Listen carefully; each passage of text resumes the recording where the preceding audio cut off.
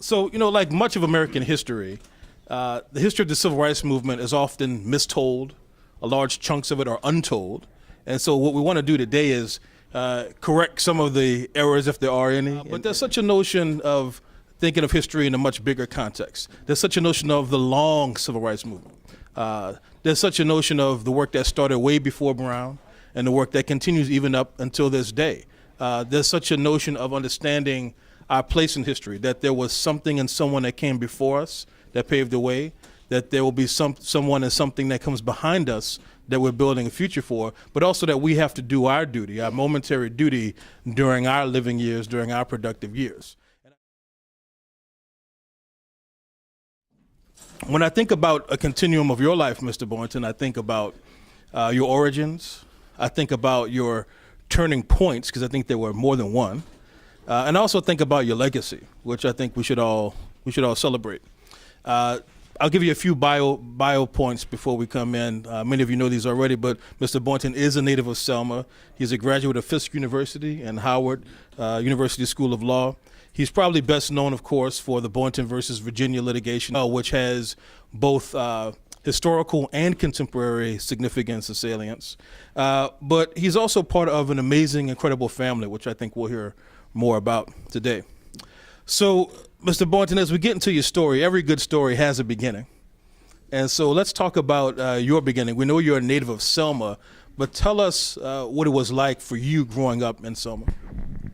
I had an opportunity in growing up to be the son of S.W. Boynton and his wife, Amelia Boynton, my mother. The two of them were known as Mr. and Mrs.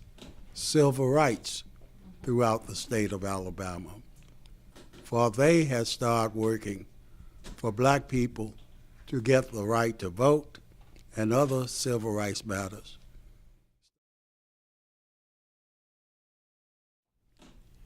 I knew about my family history, which I will tell you a bit of it now, because you can see how it ties in to what I did by going into a segregated bus station and seeking to be served December the 18th, 1958. And the first stop was in Richmond, Virginia, where we had a 30-minute layover. At that time, I decided to get a sandwich, and I actually did go into the black restaurant in the bus station. But one, it was an insult to me that they would offer that for me to have a place to eat. There was water on the floor, and I looked out and saw this clinically clean white restaurant. And I went over and sat down and made an order. The waitress took my order and left, and I thought I was going to be waited on. The manager came, and he put his finger in my face and said, "Nigger, move." That caused me to do the next thing, which was to sit there, and I refused to move. Unmoved. And you thought you had a story.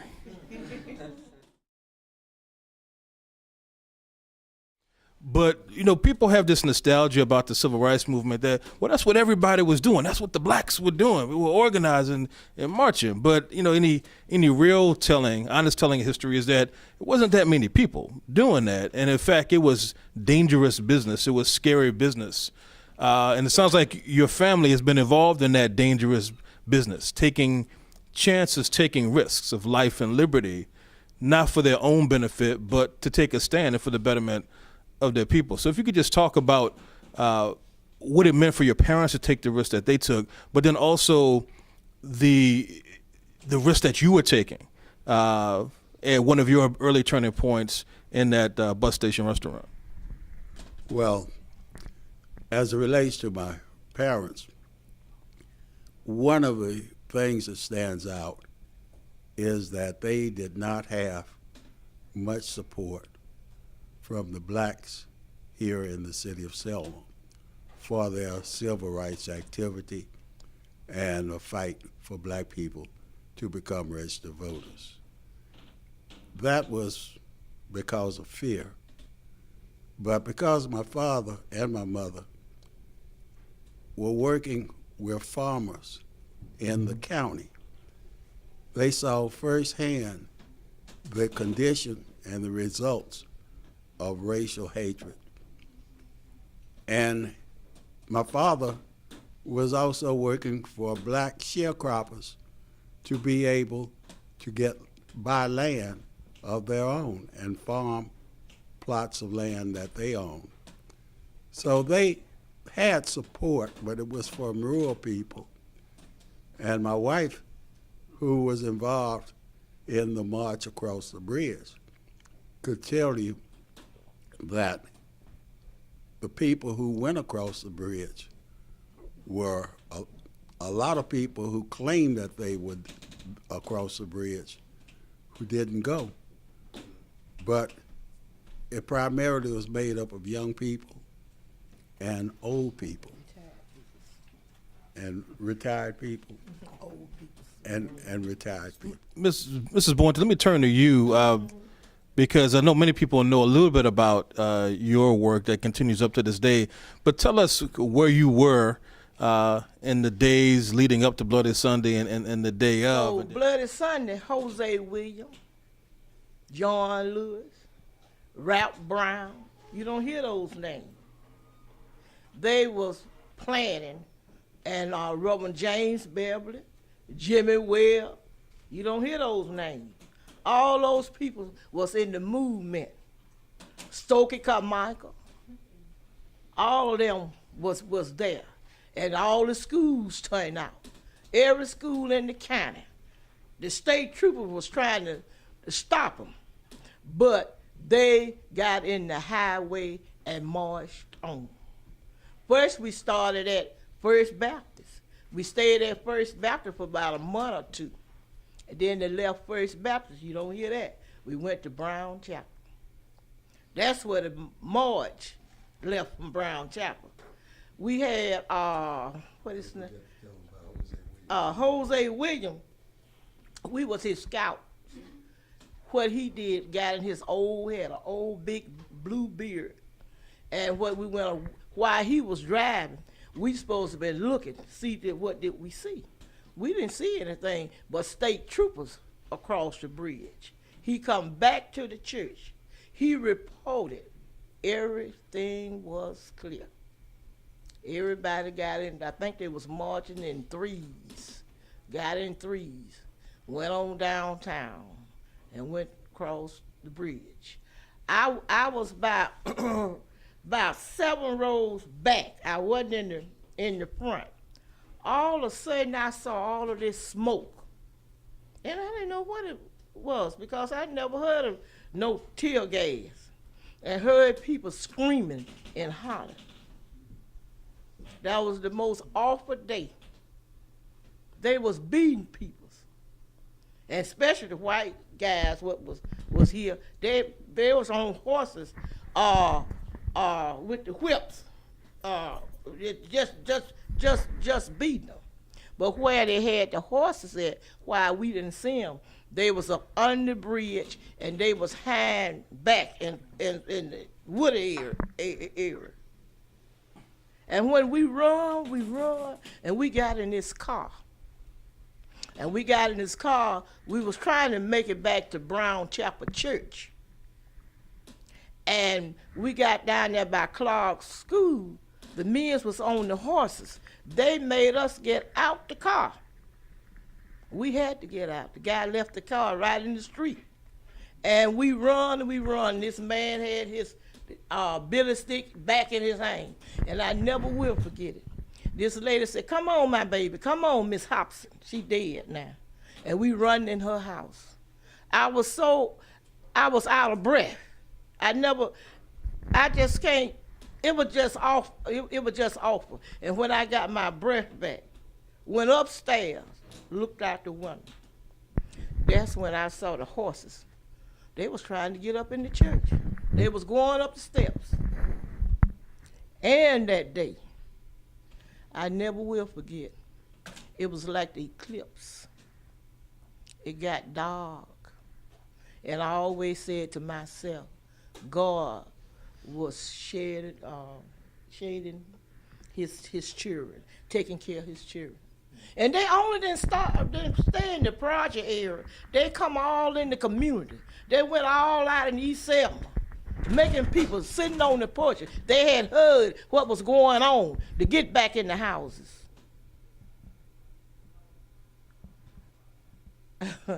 It was an awful day, all I can say. Thank you. But what came after Boynton versus Virginia that made it so significant? Well, I believe that the case and its appeal influenced the lunch counter sit-ins, which started in 1961 after the Supreme Court favorable decision in 1960, and the Freedom Riders in 1962 that I definitely know that they were organized to come south to seek compliance with my case. Incidentally, my case differed from Rosa Parks in the sense that she sat in a place on the bus where she had a legal right to sit. It only became illegal when a sufficient number of whites boarded the bus that she had to move backwards. With me, I went into a place where I knew that it was against the laws of the state of Virginia by myself. But nevertheless, I went and refused to move.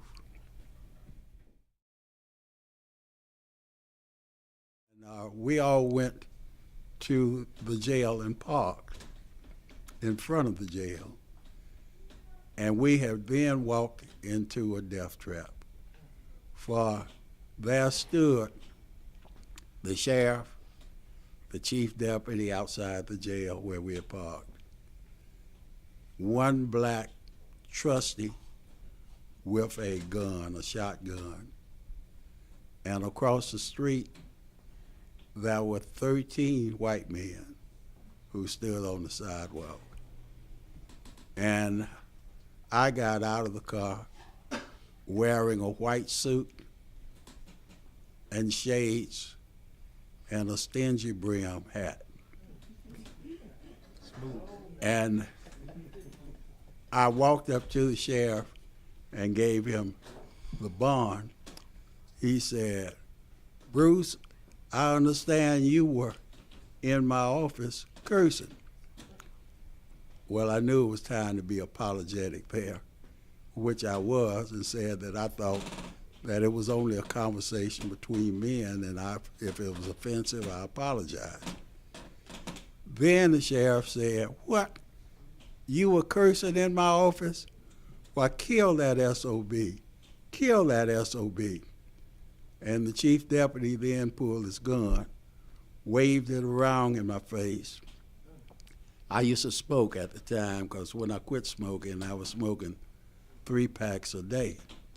But at that time, I had a cigarette in my mouth. And the only thing that I could think of doing was to remain as calm as could be and brace myself for a bullet. And I stood there smoking, and he is just hysterically screaming for me to be shot.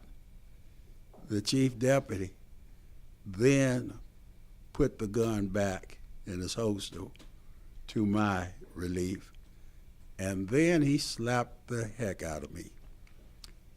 And the slap sounded so loudly that it quieted the sheriff. Everything was quiet. Then I said to the sheriff, I turned to him and said, if you don't mind, I'd like to see my client again. And I walked back into the jail where I knew that black men had been killed before. But the reason that I went back into the jail was to try to give some type of signal to the sheriff that he would understand that maybe other people knew that we were down there in Camden, and that maybe he shouldn't go any farther with me, which was the case. I didn't talk to my client. I just stood in the corner and finished my cigarette. Then we were able to get out of Camden alive. And then I called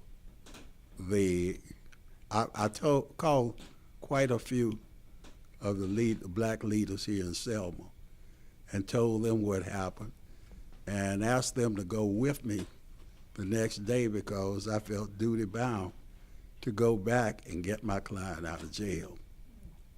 And none of them were willing to do that.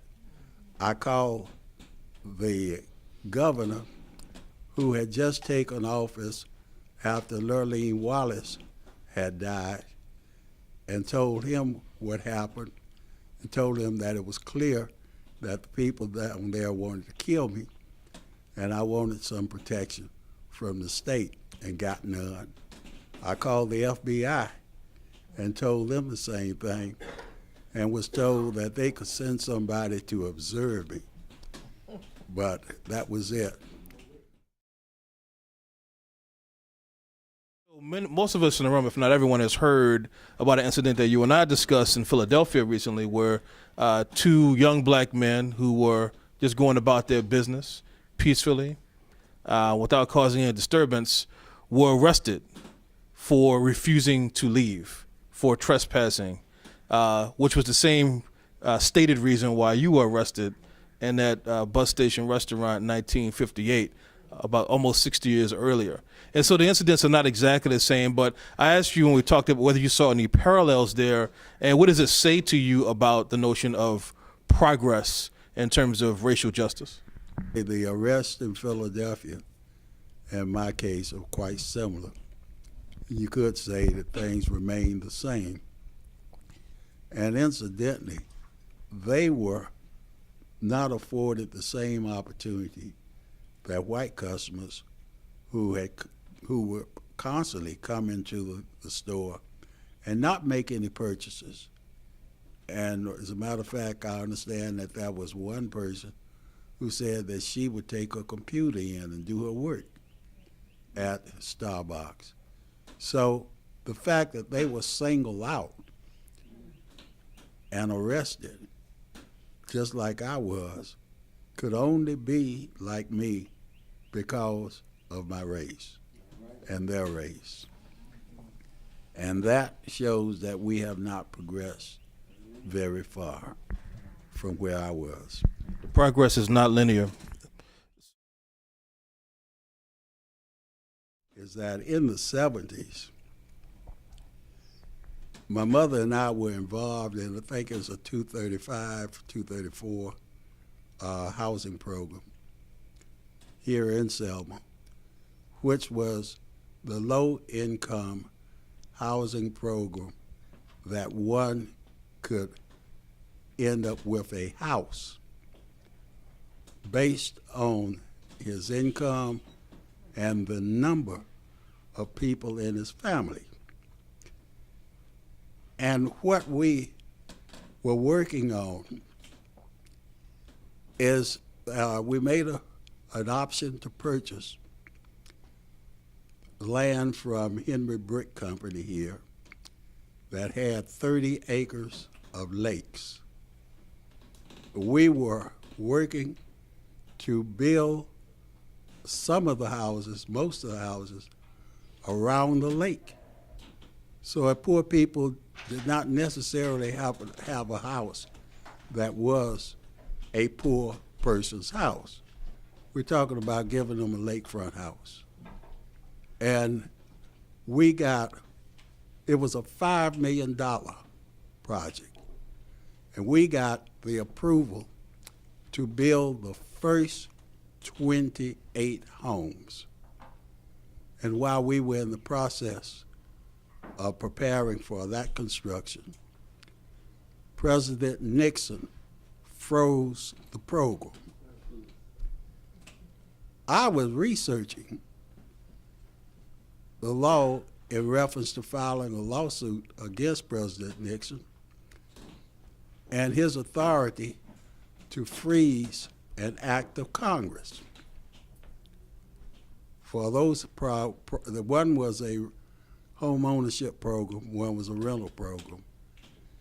And Section 8 came out. As a matter of fact, I was called about Congress coming up with Section 8 from Washington, D.C. before it was publicly known. I can't say that I was happy with that decision, Section 8, for it took away home ownership that black folks could be exposed to, rather than rental property where they could remain a tenant all their lives. And I was happy to hear today, because I haven't been involved in the housing program, but there are things that HUD has that persons can end up with a home. And I'm in the process, and my wife also with me, to create a museum with exhibits for my mother, my father, and myself.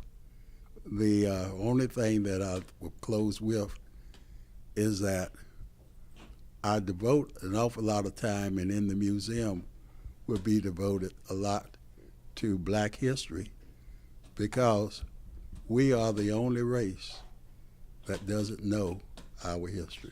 If you don't know your history and how glorious it is, then you don't have pride in yourself.